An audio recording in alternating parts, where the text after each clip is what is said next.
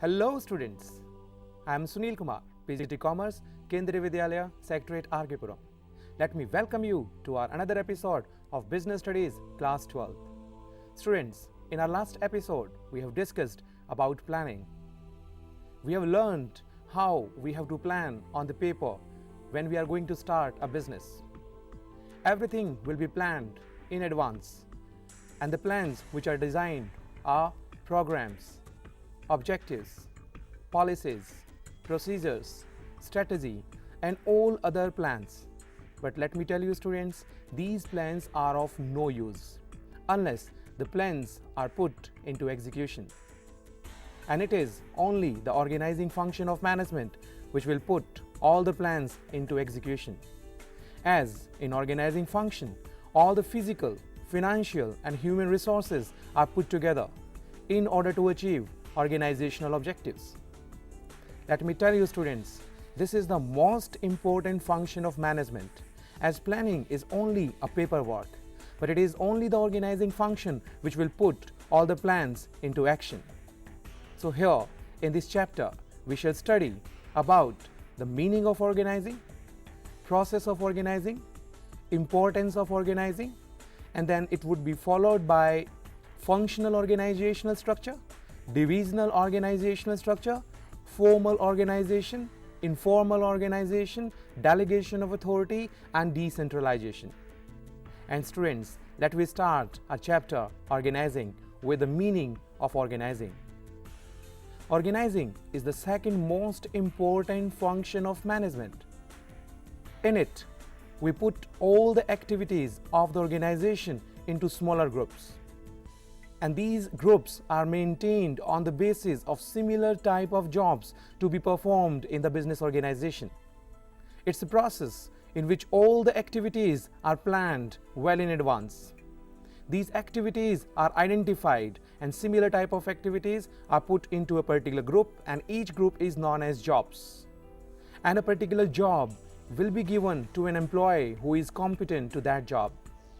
His skills, his experience, his educational qualifications, his professional qualifications, all will be matching to that particular job.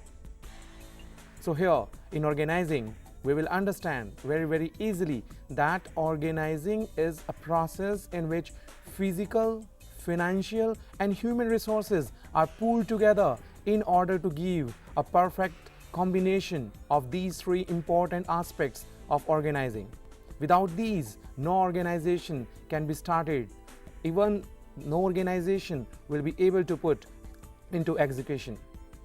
So students, now let me have the definition given by the father of general management, that is Mr. Fayol. So now look at the definition. According to Mr. Henry Fayol, to organize a business is to provide it with everything useful to its functioning. Its raw material, machines and tools, capital and personnel. So with the help of this definition, it is very much clear students that in order to start organizing, we need to have raw materials, and in order to convert the raw material into work in process and into finished goods, we need to have machines and tools which will convert the raw material into work in process and then into the finished goods, so that the finished goods can be sold out in the market. But in order to get all these things, we need to have capital, we need to have money, so that we can put the money in buying and developing all the infrastructure for the business organization. And last but the most important factor of organizing are personnel.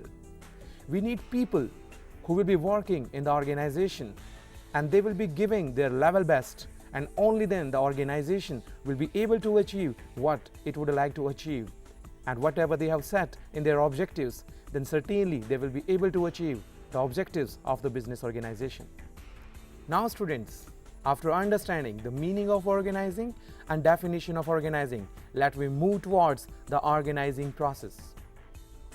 You may be thinking, what is a process? Students, the process, these are the sequential steps in which an activity has to be performed. And in organizing, we have to start with identification and division of work. It means all the activities of the organization will be divided into smaller groups, and the similar type of activities will be put under a particular group, and that group is known as a job, and the job is given to the employee. So here in the first step, it's very simple to understand that we have to identify all the activities which will be divided into smaller parts. Each part will be known as job, and then each job will be given to a particular employee who is best in doing that particular job. Now let me come to the second step of the process of organizing, that is grouping the jobs and departmentation.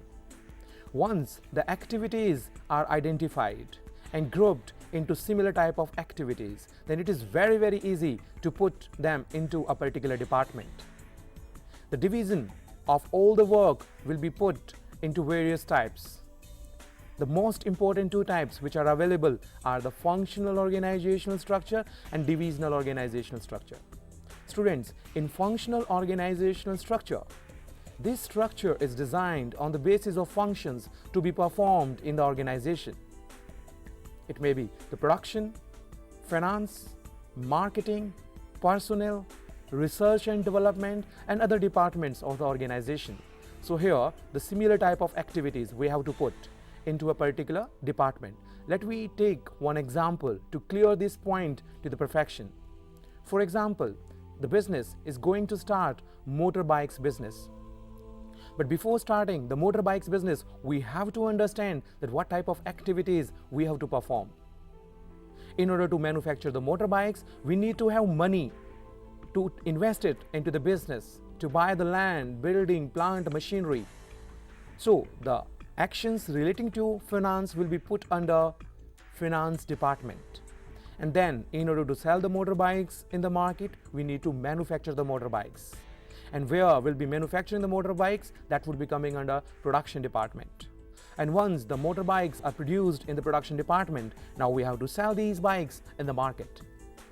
And in order to sell the bikes in the market, we need to have the bikes with us. We need to have an effective advertisement for that. The company has to go for aggressive advertisement. That may be on television, in newspapers, in magazines, and the company has to tell the people about all the features of the bikes.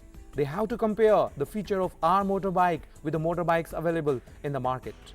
So here it is clear that all the activities which the business organization is going to perform to start a bike manufacturing process, they have to categorize these all steps into a single groups, and then single groups will be put under a particular department, which are production department, finance department, marketing department, personnel department, and the research and development department. Students, now our next step in the process of organizing is assigning of duties. Once the activities are identified and grouped into particular departments, now the time has come that each job will be given to a particular person who is best in doing the job, and the duties will be assigned to that person. The duties of completing the task, whatever that post is demanding. Then our next and the last step in the process of organizing is establishing reporting relationships. Mere assignment of responsibilities will not help any subordinate or the employee to complete the work.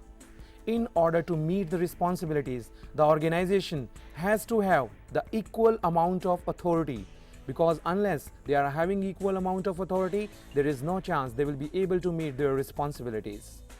So it is the task of the management to ensure that equal amount of authority is given to a person who is supposed to do a particular work. Once the authority is assigned in an organization, automatically organizational hierarchy is established. The relationship between the superior and subordinate is already established.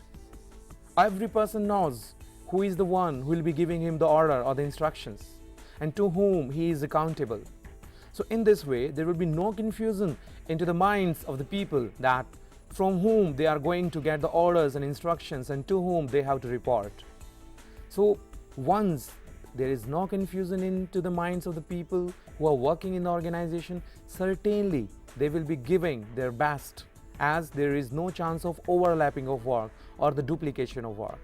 So this organizational process ensures that there is no work left out in the organization and each work is given due importance and a particular person is assigned a particular task in the organization. So no task is remained unattended. Each and every task is there. So this is the most important topic which we'll be studying our present topic, students, that is organizing process. So now we have come to an end of the organizing process.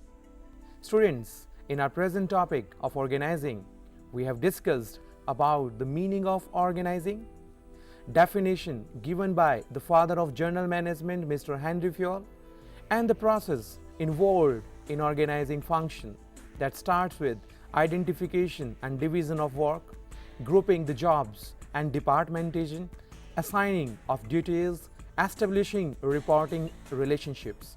So once all these things are done, now the organization is ready to start. But we need to decide that what type of organizational structure we need to have, and students will be discussing about the types of organizational structures in our next episode. Thank you.